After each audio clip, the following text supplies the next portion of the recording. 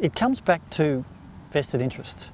Sure. And I often tell this story about, we all know, here's my phone here, right? Yeah. And if I was, if I'm to hold that up, and if I let that phone go, Yeah. we all know it's going to fall Of course. downwards, right? And we know why that is. Isaac Newton told us what it is. Yeah, It's defined as the law of gravity. Yeah, of course.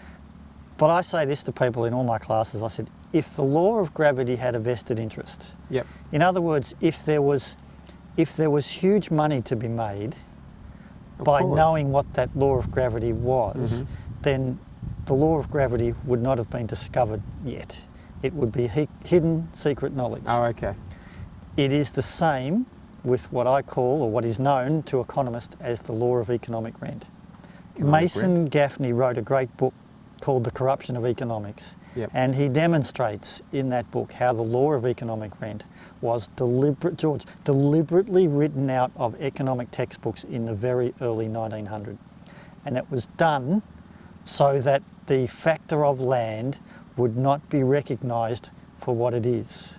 So this law of economic rent, it isn't taught in economic faculties now. It was deliberately written out years ago, which means that's going to make it harder for the average mum and dad and the average investor to actually work out what's going on. And if you saw some of our class material that we did in February, we had a talk by John Tippett. Yes, I remember that. He gives a talk about the economic faculty because he was an economics professor at various universities around Melbourne. He gave the inside story of what's going on with economics. George, this is a scandal. It's an absolute. I'd describe it like a massive Ponzi scheme. Yeah, well, that's constantly in operation. Well, now you're seeing that because you talk about the Ponzi scheme, you talk about economics.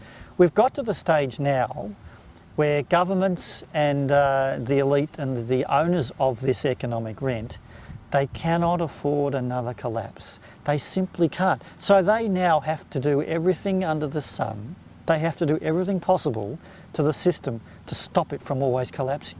Because inherent in the enclosure of the economic rent, which is called capitalism today, but it isn't, it's monopoly, within that is an inherent, there's an inherent up and down, there's an inherent growth, boom and then bust. And it's built on the economic rent. It's been written out of the economic textbooks. So the economists and the people who are studying this stuff, they're never going to find it. They're never going to know. Yeah. This is why it's so important for people to subscribe to my service, Property Sharemarket Economics.com. It's so important for people to read books like mine. It's so important to read Fred Harrison, The Power in Land, Fred Harrison, Boom Bust. It's so important to read Dr. Michael Hudson and all his material. It's so important to read Fred Folvari from California University as well. The land economists as such like that. It's important to read Mason Gaffney.